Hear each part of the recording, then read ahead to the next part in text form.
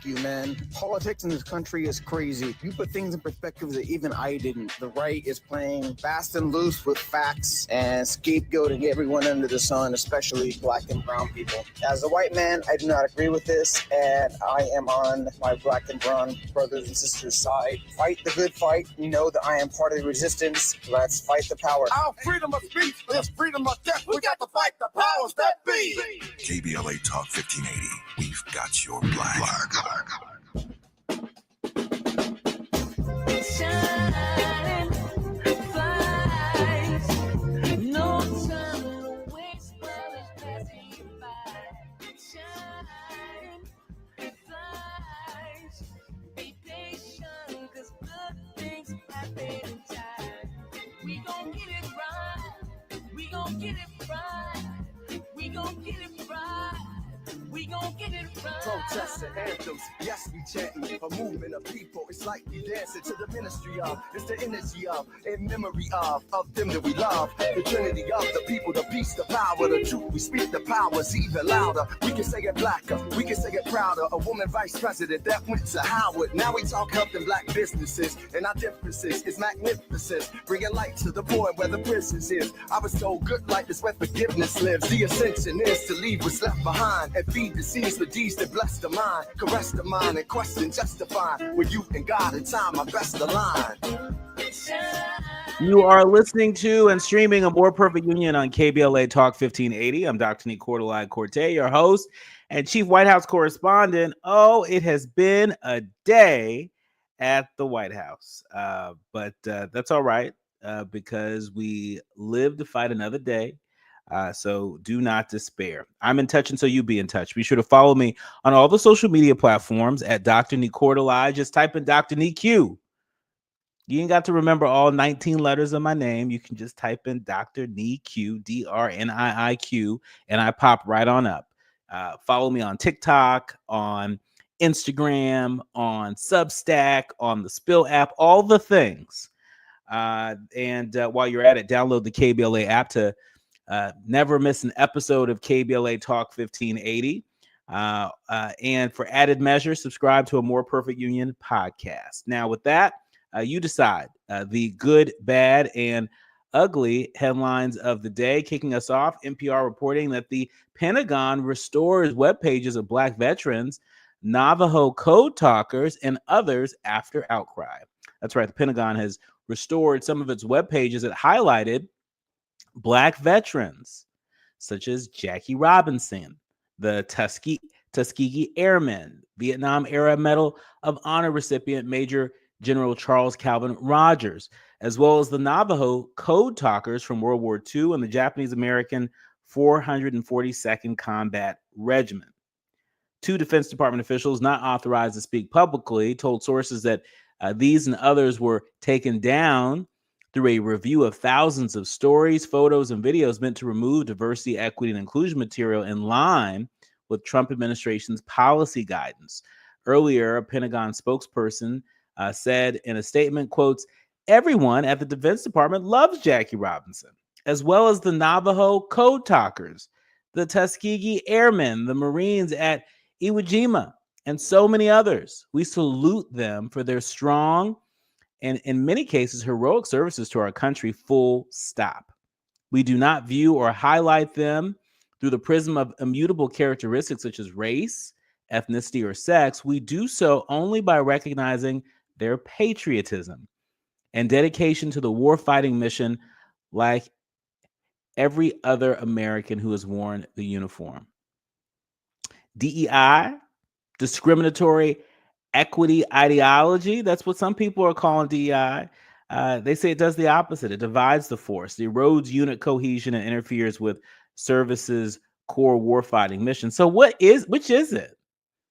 Which is it? It sounds like a case of trying to have it both ways. Moving along, the LA Times is reporting that 1,000 park workers who were fired in the Doge cuts are reinstated. That's right. Park rangers fired from the Santa Monica Mountains National Recreation Area and Channel Islands National Park, not far from our home station, KBLA, in Los Angeles, They heard today that their jobs will soon be reinstated. The nonpartisan National Parks Conservation Association said in a news release today that as a result of recent court orders, the National Park Service is authorized to fully reinstate 1,000 previously terminated probationary employees at national parks across the country. Fired workers, including rangers, law enforcement officers, firefighters, and other critical personnel. The American people, they went on to say, quote, love our national parks and want them protected for future generations. It's time the administration listened. We won't stop fighting until these attacks on our national parks come to an end. And so a bit of good news for at least national park folks before the end of the week. That's good to hear. In other news, USA Today is reporting that the Nestle boycott over DEI rollbacks, it starts this week. And even more than that, it differs from Target and Amazon. That's right. Next up is Nestle. After boycotts of Amazon and Target for rolling back their diversity, equity, and inclusion initiatives, activists are targeting the brand behind Purina Pet Foods, Coffee Mate Creamers, and Toll House chocolate chip cookies, among many more. Now, this is what you need to know. In case you didn't know why Nestle, Amazon, and Target are being boycotted, of course, after President Trump called to rescind DEI policies at the federal level, there are a lot of companies that began rolling back their own programs. And in response to that, activists have organized boycotts of those companies, including Amazon, Target, Walmart, Nestle, and more. A 40-day boycott of Target, timed to coincide with Lent, a 40-day period of prayer and fasting leading up to Easter, began last week. An Amazon boycott wrapped up last week, but another is coming in May, and it doesn't stop there. The boycott of Nestle products begins Friday, March 21st. That's tomorrow, and it ends March 28th. While the Target and Amazon boycotts involve not shopping with either major retailer, the Nestle boycott will have participants avoiding a slew of products from pet food to chocolate, as well as cereal and frozen pizza. According to its website, Nestle owns hundreds of brands in several categories, too many to name here today.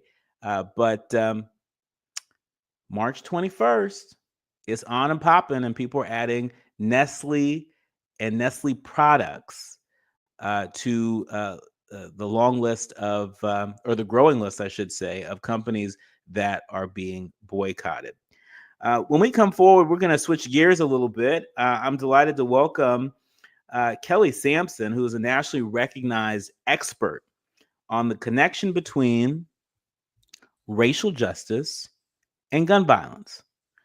She knows more than a thing or two, as she has testified before the U.S. House of Representatives Oversight and Accountability Committees, as well as the U.S. House of Representatives Judiciary Committee. These are tough committees to testify in front of, and she has. And she'll tell us about the experience that she had, but more importantly, the work that she's doing right there in Los Angeles that you can still tap into if you are interested and available. Kelly Sampson, gun violence prevention advocate. When we come forward, you are listening to and streaming A More Perfect Union on KBLA Talk 1580. You're listening to A More Perfect Union on KBLA Talk 1580. We've got a lot to talk about. The revolution will not be televised. What's up? It is Killer Mike, also known as Michael Render, and I'm encouraging you to listen to more, not less, of Truth Time with Dr. Cornel West and Senator Nina Turner on KBLA Talk 1580. We all hear the radio ads about the IRS. They tell you to be afraid, to be scared, and they try to frighten you into calling. I'm not here to do that. Tax Relief Advocates is different. TRA is here to tell you that if you owe money to the IRS, whether it's $5,000, $50,000, or $500,000, we have a solution. It doesn't matter if you're sitting in your car, at work, or with your kids. No matter where you are, call now. 800-550-9651. Don't lose hope. TRA can eliminate or reduce what you owe to the IRS. Generous programs are now available that can give you a fresh start. Our passion is taxes and helping individuals fix their IRS problems. We have over 1,000 five-star reviews on Google and an A+ with the Better Business Bureau. You don't need to be afraid of the IRS any longer. End your tax nightmare today by visiting us online at TRA.com or call 800-550-9651. That's 800-550-9651. Tax Relief Advocates, real solutions for real people. Small businesses are the heart of America. But you don't have to go it alone. As the nation's largest nonprofit resource of expert business mentoring, SCORE has helped millions of entrepreneurs build their businesses for free. Get the connections, education, and guidance you need with SCORE. We're ready to help. Find a mentor today at score.org. KBLA Talk 1580. We've got a lot to talk about. KBLA Talk 1580, connecting you with services and solutions. The Los Angeles Regional Food Bank is on a mission to fight hunger and provide nutritious food to those in need across our community. They partner with federal, state, and local programs advocating for better policies and funding for critical hunger relief programs like Cal Fresh, the Emergency Food Assistance Program, and the Child and Adult Care Food Program. The food bank works with coalitions and local representatives to make sure hunger is addressed in every district of LA County. They also run nutrition education campaigns, raise hunger awareness, and source nutritious food for distribution, all while supporting regulations that allow food pantries to operate safely.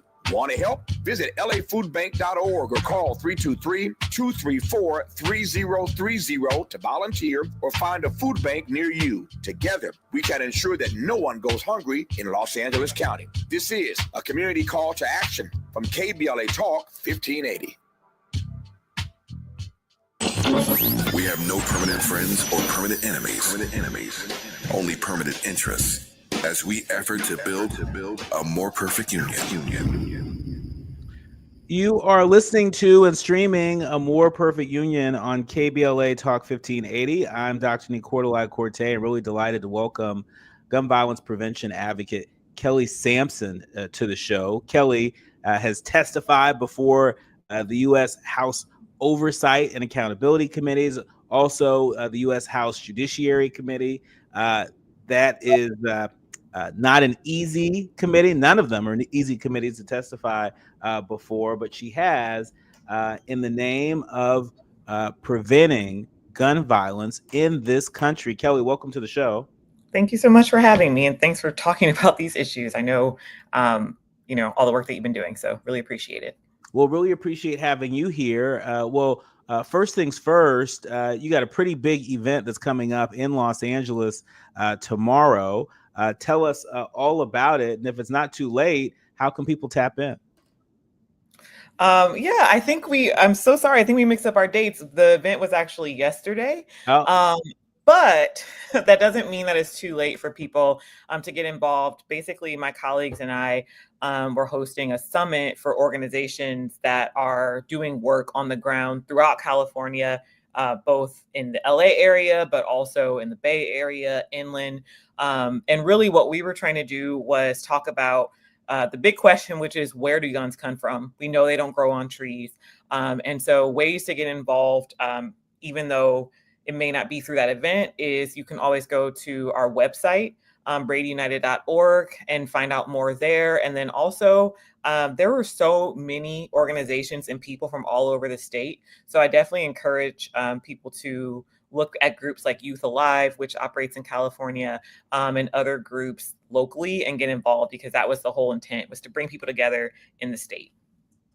I think that is it's wonderful. And for folks who are less familiar, the Brady organization hosted the second annual Building a Future Without Gun Violence Conference in Los Angeles, which brought together gun safety advocates, gun violence survivors, and policy experts to discuss equitable. I'm going to say that, even though it's not in vogue in a lot of circles to say that, and apparently on the airwaves to say that. In other places, here at KBLA, we're still not afraid to say equitable, data-driven approaches to reduce the flow of crime guns into Los Angeles and across the state, while also focusing on healing and wellness. What I really like about how this event was organized, it was a little bit of the essential things, right? We want to understand, what does the policy landscape look like, especially in light of the administration and its impact on state and local efforts.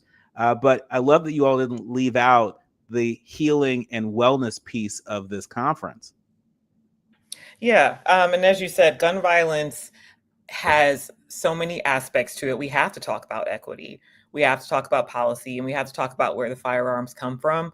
And so when we think about our work and where we fit, we know that gun violence is a public health issue. And so that means we have to address the policies and the institutions that have the power to prevent guns from getting from manufacturers to our communities. That's one aspect of it. But to your point, the wellness and the healing aspect is really important, because we know that trauma begets trauma. And so when we talk about gun violence, we have to talk about the hardware, but then also we have to talk about the people that are affected. And too long, we've had young children sometimes in communities, and we've expected them to experience trauma that outweighs even trauma that people who have decided to enlist in the military have experienced.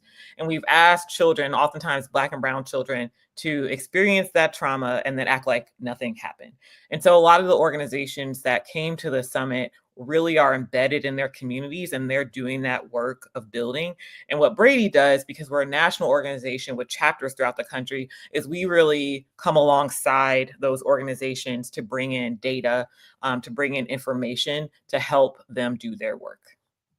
And so, speaking of data and information, I know that there's some insights that are available now through the 2024 California Trace Report, which includes new findings on gun violence trends in the state and updates on state funding for a number of different programs. Very high level. What are probably some of the most important insights that you've gleaned from that report that should inform the work of advocates in this second Trump era?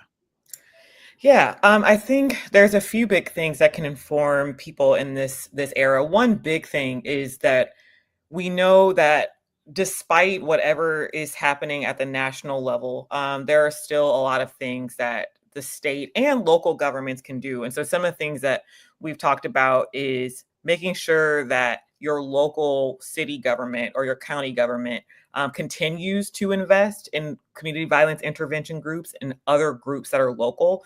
Because while a lot of those groups do have federal funding, many of them also rely on city funding or county funding. And a lot of those budgets get passed and people may not necessarily be paying attention. But because community violence intervention groups rely on a variety of funding sources, continue to bolster them. Another insight that we have is that California has some of the strongest gun laws in the country, but there are still gaps that remain. And one of those places is holding the gun industry accountable. Guns don't just grow on trees. They don't rain down from the sky. They start somewhere.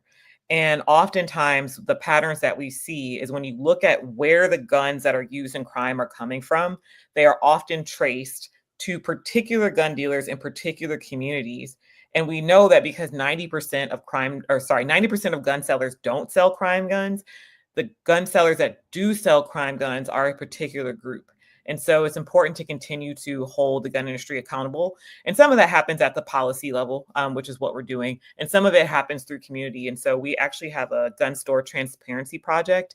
If you just type that into Google, it'll come up. And you can put in your zip code and see which gun stores in your within like a 50-mile radius of your home have had ATF violations. And that's a really important piece of information that you can then take to your local elected officials. And ask them to, what are you doing about this? Are you even aware that guns that are being used in crime are coming from this particular store in this particular county? So that's a really powerful piece of information for advocates. I just want to highlight, I oftentimes say this on this show and to anyone who will hear it, no data, no justice. I just want to shine a light on something you just said.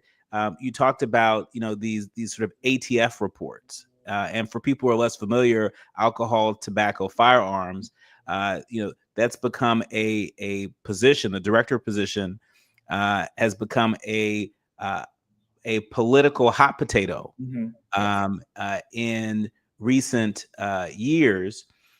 And if I remember correctly, the Trump administration has decided not to appoint anybody into that role. And so talk to us about what that means in terms of that critical part of data. Yeah, I love that you said that. And I'll go a little bit further back to lay out some of the context, because Congress passed a appropriations rider. This is super wonky, but really important. They passed an appropriations rider known as the TR Amendment in, I think, 2007. Forgive me, I'm still a little jet lagged. That basically stopped the ATF from producing some information to the public. So it's important to know that we are and have been operating in a information limited scope for several decades now. That being said, to your point, the ATF director had been this like political situation where Congress wasn't really prioritizing appointing someone, because that is the only federal agency that has the capacity to regulate the firearms industry. And so the gun industry knows that, and they want to make sure that industry is underfunded and understaffed so that they can't do their job. And for a long time, that worked. Under the Biden administration, the ATF had a director, and you saw them start to take more action. Still not enough, because they didn't have enough budget, but they were able to do more and be a little bit more responsive to the public. Under the Trump administration, obviously it's early and things are still developing, but all the indications that we have suggest that what they're going to do is, even with the limited information that they were willing to part with, they're going to start holding that back more and try to stop us from knowing what's going on. That doesn't mean we're going to stop trying to ask them to tell us what's going on. But we have no reason to expect for them to make that easy. You're right, and I also appreciated something you said earlier about the focus on some of the state and local work. Right, talk to us about how important mayors, in particular, are going to be in the coming years. I certainly know former Stockton Mayor Michael Tubbs, who's been a guest on this show, is very much involved with some of the gun prevention interventions that are supported by Brady, among other advocates. I also know that Mayors Against Illegal Guns has been busy writing a new playbook. We've had the mayor of Baltimore on this show talking about some of the work that he's doing going after gun manufacturers. And so talk to us about the role that mayors will have to play in the coming years in the absence of support from the federal government, particularly the White House. Yeah, and I can talk about this. I'll start from like two angles. The first angle would be what we call the supply side. So the firearms themselves, and mayors have a lot of power there within their jurisdictions. They, especially through their investigative teams or their law enforcement teams, can really determine what resources they have. And for too long, the sort of impulse in the United States has been to overly incarcerate and overly punish and turn all the resources of law enforcement on the communities that are most impacted by gun violence, and turning a blind eye to the businesses that are profiting from funding or from profiting from equipping that gun violence. And mayors can really change that by focusing on the root causes of where the guns are coming from in their communities through their attorneys, through their investigatory power, and through their law enforcement agencies. Likewise, some of my colleagues have worked on what we know as procurement, because taxpayers are, whether they like it or not, the largest purchasers of firearms, because law enforcement agencies buy so many firearms with our money. And oftentimes what we learn is that the firearms that they're buying, they may be going to stores that have violations and that are flooding communities with guns. And mayors can ask those questions and demand that their taxpayers are not funding crime gun sellers. And then on the on the demand side, I mentioned community violence intervention programs. And quickly, those are programs that can take on a variety of forms, but in essence, they are rooted in the community. They are often staffed by people who have themselves been victimized or even perpetrators of gun violence who are now want to invest and stop that from happening. They can use city budget funds, and mayors can really make that a part of their approach to public safety rather than solely relying on a post-incident approach that is heavily about arresting people. So that's another aspect of this fight that mayors have a lot of authority to change and impact. Well, when we come forward, I want you to stay with us just one more segment because I want to learn a little bit more about you and the personal story that has led you to be on the front lines of this work. This is not easy stuff. You're dealing with policy issues that literally mean life or death. You're dealing with an issue that impacts more Black families out there than not in some way, shape, or form, including my Black family was impacted by gun violence. And so when we come forward, I'm really looking forward to getting to know you, Kelly Sampson, a little bit better as a gun violence prevention advocate. More with Kelly and her origin story when we come forward. You are listening to and streaming A More Perfect Union on KBLA Talk 1580. Enlightened and empowered about issues related to national politics, elections, identity, culture change, and social justice. You tuned into the right place. A More Perfect Union continues when we come forward.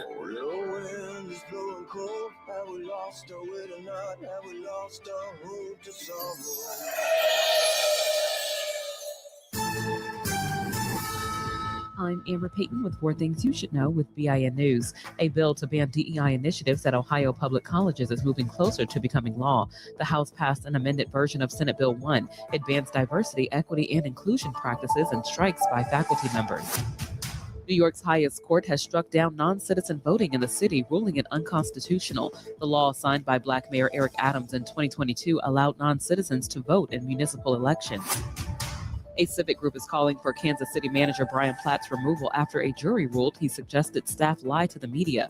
The Urban Council sent a letter to Black Mayor Quentin Lewis and the City Council urging his ouster. And President Trump plans to sign an executive order today to eliminate the Department of Education, returning control to states. NAACP President Derek Johnson calls it a dark day for students relying on federal support. Get BIN News on demand 24/7 on the iHeartRadio app. In Hollywood, a stall on the 101 northbound before Vermont is blocking the right lane.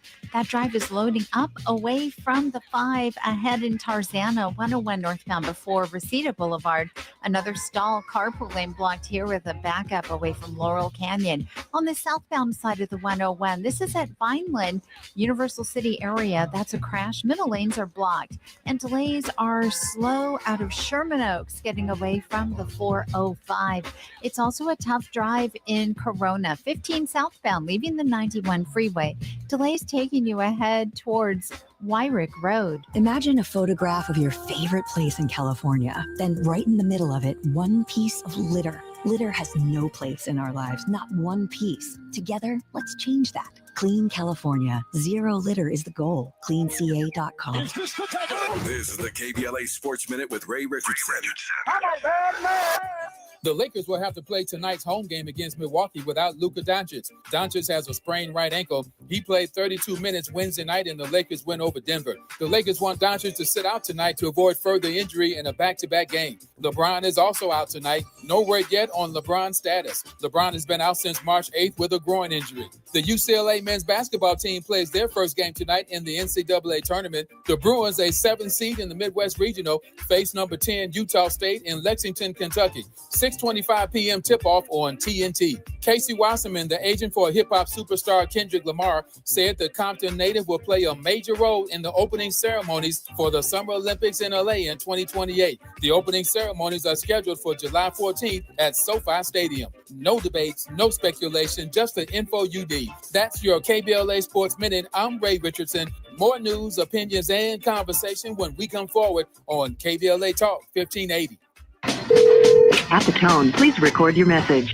You ready? Drop it! Mr. Tavis Smiley, preach it. Thank you, man. Politics in this country is crazy. You put things in perspective that even I didn't. The right is playing fast and loose with facts and scapegoating everyone under the sun, especially black and brown people. As a white man, I do not agree with this, and I am on my black and brown brothers and sisters' side. Fight the good fight. You know that I am part of the resistance. Let's fight the power. Our freedom of speech is freedom of death. We got to fight the powers that be. KBLA Talk 1580.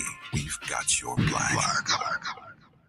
Wesley Financial Group is not a law firm. If you own a timeshare, don't miss this public service announcement from Chuck McDowell, founder of Wesley Financial Group. If you receive an unsolicited phone call or mail piece to discuss selling, renting, or especially canceling your timeshare, don't fall for it. If you really want out of your timeshare, hang the phone up immediately or throw that mail piece in the trash and contact your timeshare resort or Wesley Financial Group for assistance with your timeshare. As the only Inc. 500 timeshare cancellation company, our knowledge, experience, and results has made Wesley a trusted resource for over 40,000 families we've helped get out of their timeshare. Give us a call and I'll send you our timeshare exit information kit free with the straight facts about your timeshare and all of your options for cancellation. Call for your free info kit, 800-511-2112. That's 800-511-2112. 800-511-2112. KBLA Talk 1580. We've got a lot to talk about. KBLA Talk 1580, connecting you with services and solutions. Worried about eviction? You have rights, and Stay Housed LA can help. Stay Housed LA is a partnership between LA County, the City of Los Angeles, and local service providers. From Lancaster to Long Beach, we're here to help you with tenant education workshops, legal clinics, free legal services for eligible tenants, and online resources about tenant protection laws. Don't face eviction alone. Call our hotline at 1-888-694-0040. That's 1-888-694-0040. Or visit stayhousedla.org. Stay Housed LA, keeping Los Angeles residents in their homes. Stay Housed LA, your rights, your home, our community. This is a community call to action from KBLA Talk 1580.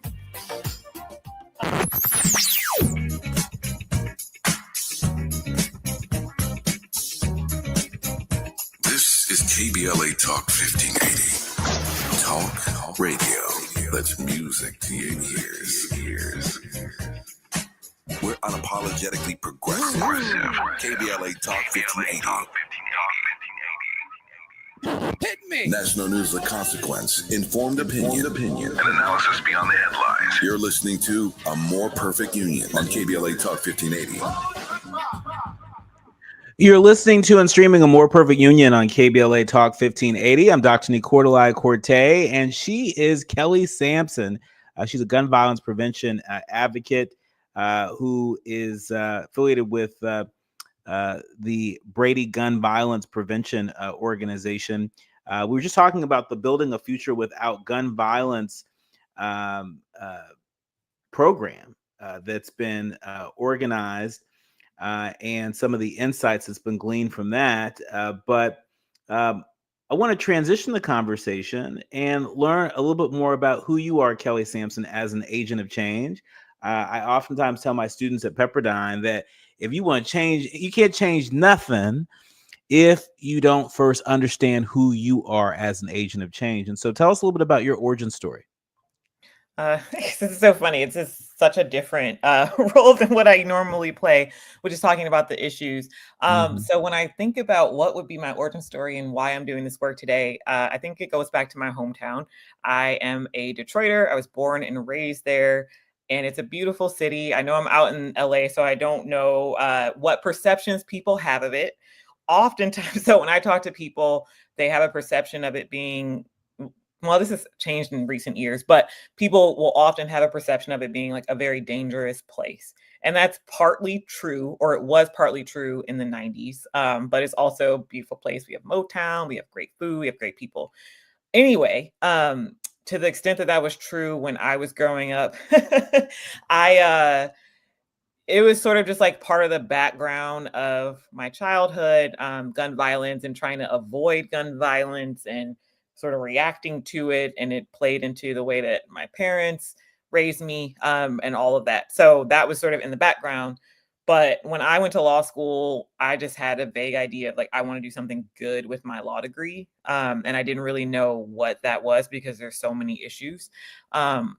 But when I had an opportunity to work at Brady, I was like, oh, that's the thing. That's the thing that I can do with my degree, is make sure that other people don't have to experience that. And especially making sure that when we talk about gun violence, we continue to talk about kids who are growing up in communities where they may not get the headlines. They may not even be seen as victims, but they are, and they deserve to be safe and to have a full childhood. So that kind of plays into why I'm doing this work now. Yeah, and in doing this work, you've become nationally recognized as an expert bridging the connection between racial justice and gun violence. For folks who may be less familiar with that direct connection, this isn't a loose connection. This is a direct connection. What would you say to them? Yeah, I would say that a lot of people, when they look at gun violence and they look at the fact that it does gun homicide, I should say, disproportionately impacts Black Americans, usually assume that that has something to do with Black Americans. But we know that we are not more violent than anyone else. We aren't deficient. There's nothing wrong with us. There's nothing wrong with our communities. What we are experiencing, though, is the real effects of structural racism. And that impacts everything from the economy to the actual lived environment of the spaces that we're in.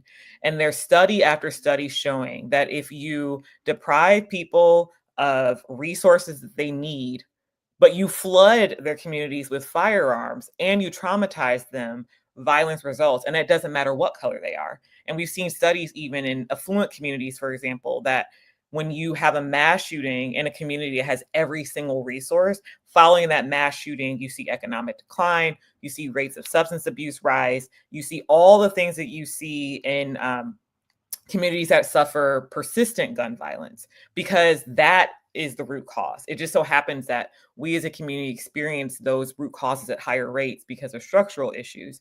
So that's one of the things that we have to push back on, is this perception that gun violence is sort of inevitable because some people are violent when it's not. But also, when we talk about guns and race, guns themselves and the sort of really like rigid resistance that you see in the United States to any sort of gun law is also rooted in racism, because this country's relationship to violence has a lot to do with fear of the other. And you see it baked in to a lot of the rhetoric that people will have. It's like, I have to be the good guy with a gun, and people are going to come after my house. And there's a lot of researchers, not me, I rely on their work though, sociologists who have done studies of the relationship between what's known as symbolic racism, which doesn't mean that you're walking around in a Klan hood. You may not even know that you have this animus, but you have a certain view and attitude around Black people, and that can inform someone's resistance to gun policy, because in the back of their mind, it may even be subconsciously, but there's a belief that you need to have a firearm to protect yourself from violence. And the gun industry uses those tropes. Even as they try to market to Black people, they also use these racist tropes to get white people to buy guns. And the last thing I'll say, because I know I've been talking for a minute, but oftentimes when people hear that, they might think, are you saying all gun owners are racist? No, that's not what I'm saying. But I am saying that there is a very real connection between attitudes about race and one's attitude about gun violence prevention. So that's something that we're contending against. Sometimes it's explicit, sometimes it's implicit, but it definitely is a part of the conversation.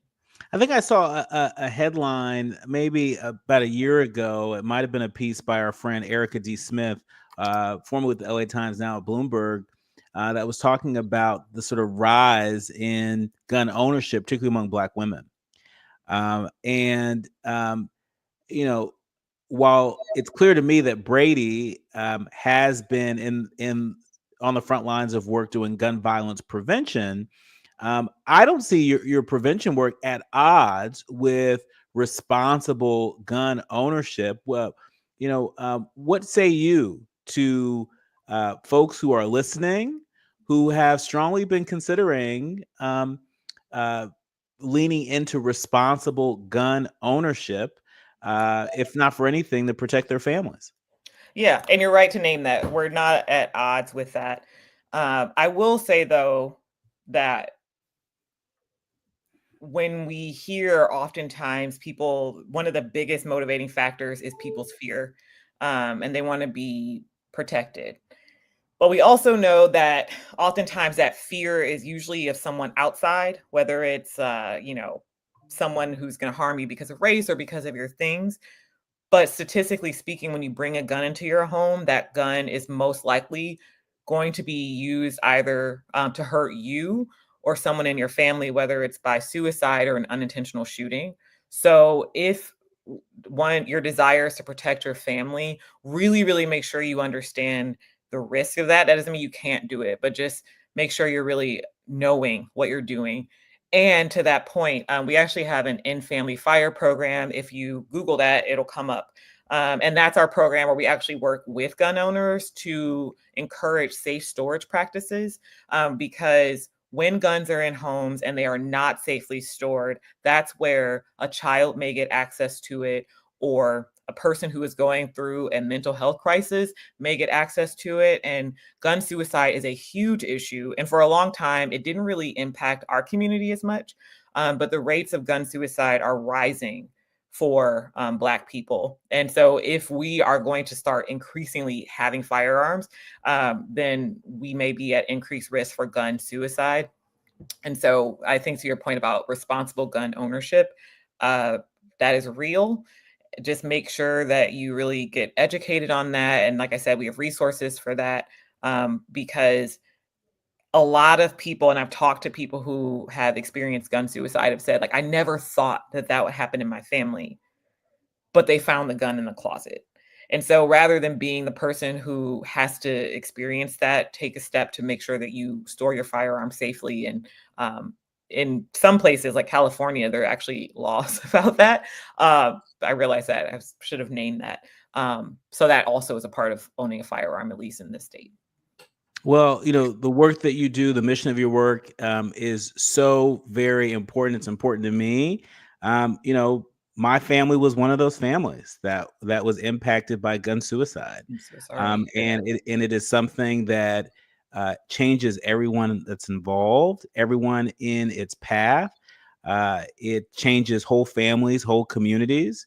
And while healing is possible, things don't ever go back to being the same. And so if any of us can do anything to prevent that from happening, it certainly seems to me that Brady United has so many tips, tools, and resources for folks.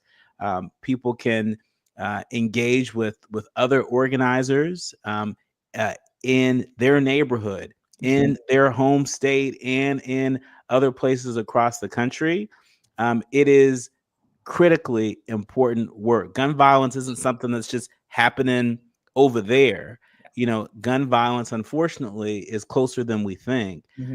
And so I really want to salute you, Kelly Sampson, for your work as Senior Policy Counsel over at Brady United. Where can people go again to sort of tap in and be a part of this critically important work it's just gotten more important with the change in leadership in Washington? What a difference 100 days makes. Yeah, and I'm sorry for your family's experience with that. That is really hard. So thank you for sharing that. And BradyUnited.org is where you can go to get to all of our socials, but then also the information and programs that I named here. Our thanks to Kelly Sampson for joining us here. When we come forward, it's time for the quiet part out loud. You're listening to and streaming A More Perfect Union on KBLA Talk 1580. Thank you, Kelly. Thank you. Striving to make America a nation as good as its promise. This is A More Perfect Union on KBLA Talk 1580. We've got a lot to talk about. I feel so alone. I'm embarrassed to talk about it. How can I help my kid if I can't help myself? I can't remember when I wasn't stressed. I don't like it. When you feel overwhelmed by your thoughts and emotions, it's okay to get help. You are not alone. CalHope is here for you with free, safe, and confidential mental health resources for youth, young adults, families, and you. Find support now at calhope.org. Ready to order? Yes. We're earning unlimited 3% cash back on dining and entertainment with the Capital One Saver card. So let's just get one of everything. Everything? Fire everything. The Capital One Saver card is at table 27 and they're earning unlimited 3% cash back. Yes, chef! This is so nice. Had a feeling you'd want 3% cash back on dessert. Ooh, tiramisu. Earn unlimited 3% cash back on dining and entertainment with the Capital One Saver card. Capital One, what's in your wallet? Terms apply. See CapitalOne.com for details. KBLA Talk 1580. We've got a lot to talk about. KBLA Talk 1580 reminds you that we keep us safe. Every girl deserves a chance to shine. That's the belief behind Forgiving for Living, Inc. Since 1999, this organization has been empowering at-risk girls ages 13 to 18, helping them overcome behavioral and mental health challenges. Founder Wendy Gladney's personal journey inspired the mission to give girls hope and purpose through the power of forgiveness. Through their ambassador program, workshops, and annual conference, Forgiving for Living has touched over 3,000 young lives, providing mentoring, life skills, training, and tools for building self-esteem and confidence. You can make a difference. Visit forgivingforliving.org to donate, volunteer, become a mentor, or find help for a young girl in need. Forgiving for Living, Inc., building brighter futures for young girls. Visit forgivingforliving.org today. This is a community call to action from KBLA Talk 1580.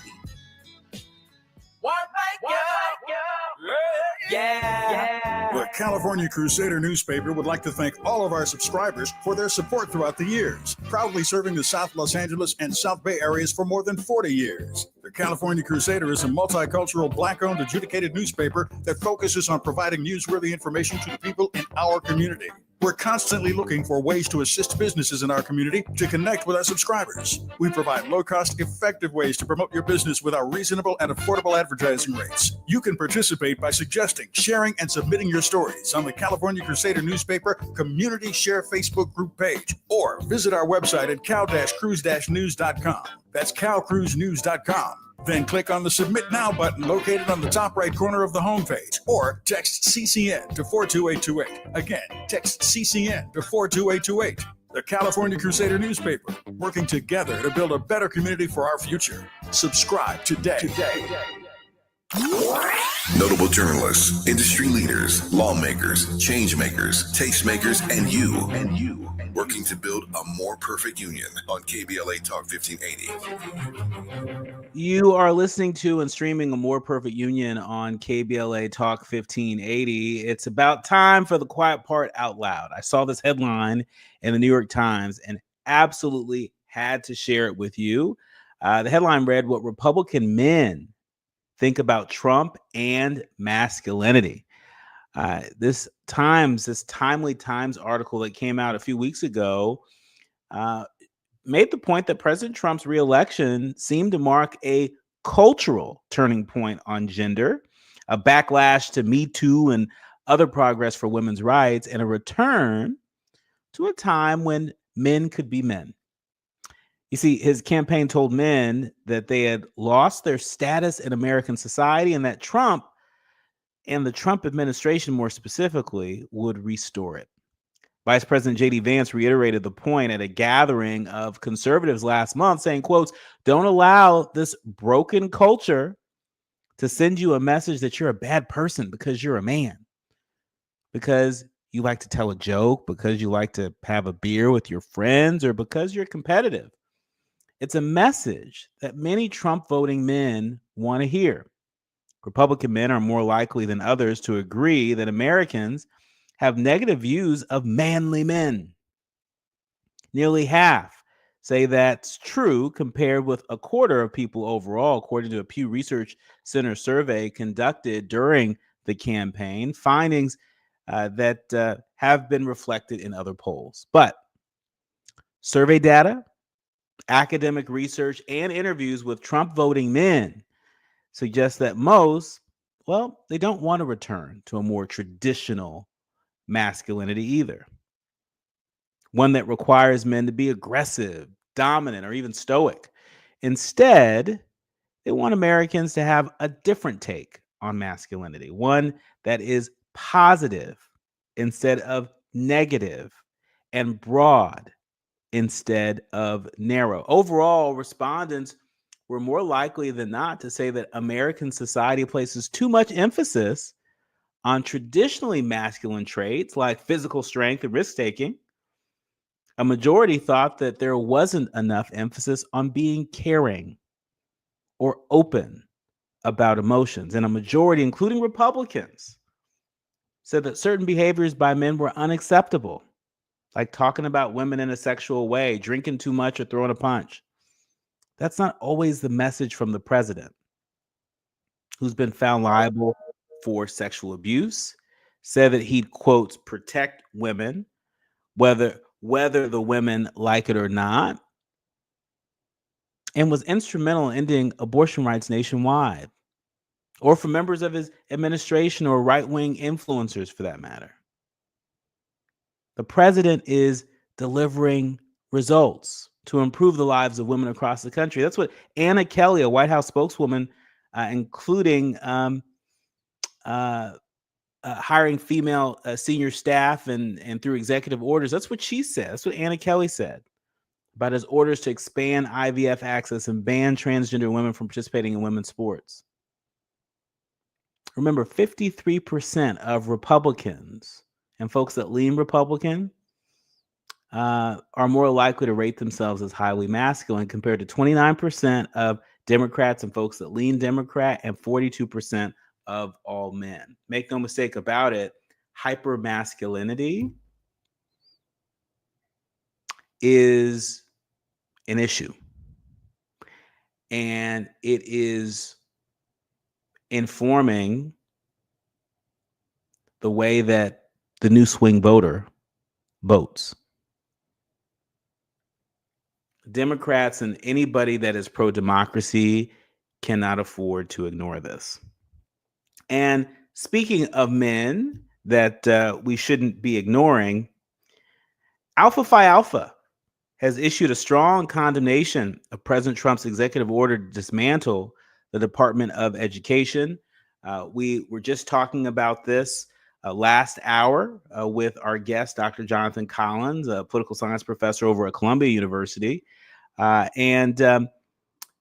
Just while we've been on air, Alpha Phi Alpha has put out a statement saying, quote, Alpha Phi Alpha Fraternity Incorporated condemns President Donald J. Trump's executive order today that aims to dismantle the U.S. Department of Education and stands against any other efforts to gut the agency from within. We strongly urge all state attorney generals to join the fight to block this effort. The fraternity sees the effort as a part of a larger agenda to eliminate educational opportunities for marginalized and underserved students, particularly those who are poor, racially marginalized, and living with disabilities, as well as to dramatically decrease those able to afford and pursue a college education and prevent enforcement of civil rights and educational equity. As the world's first leading intercollegiate fraternity founded by African-American men, this attack is the antithesis to why our illustrious fraternity was conceived and founded, as well as in direct opposition to what we as men of Alpha represent. Currently, they're asking Alpha Phi Alpha chapter presidents to contact their U.S. congressmen and senators expressing the fraternity's position, as well as confirming where each elected official stands on the matter. The fraternity will be producing a list of the stances of all U.S. congressional officials as a part of Their Voteless People is a Hopeless People initiative. And so every day on the show, we wrap up by reminding you, our leaders, learners, and listeners, that you have the power to change the direction of things. I think it was author Alice Walker who once said that the fastest way that people give up their power is by first believing that they have none. And so I take this statement put out by Alpha Phi Alpha Fraternity Incorporated as a reminder of the power that we all have to do what we can from where we are with what we have.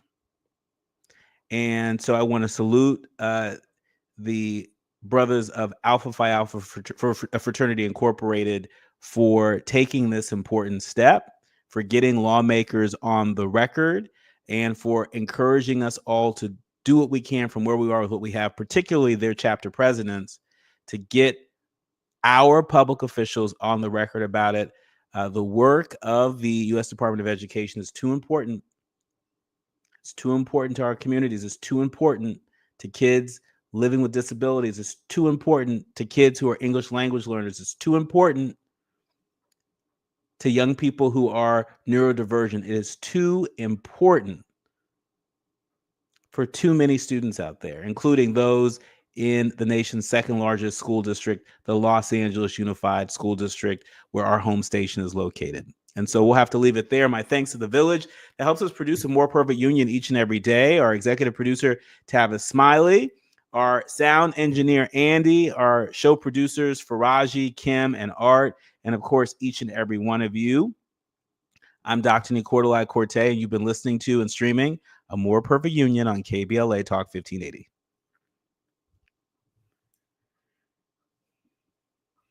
Diversity and inclusion to the Office of Academic Excellence and Opportunity to avoid losing federal funding. Black Congressman Troy Carter calls it part of President Trump's anti-free speech agenda.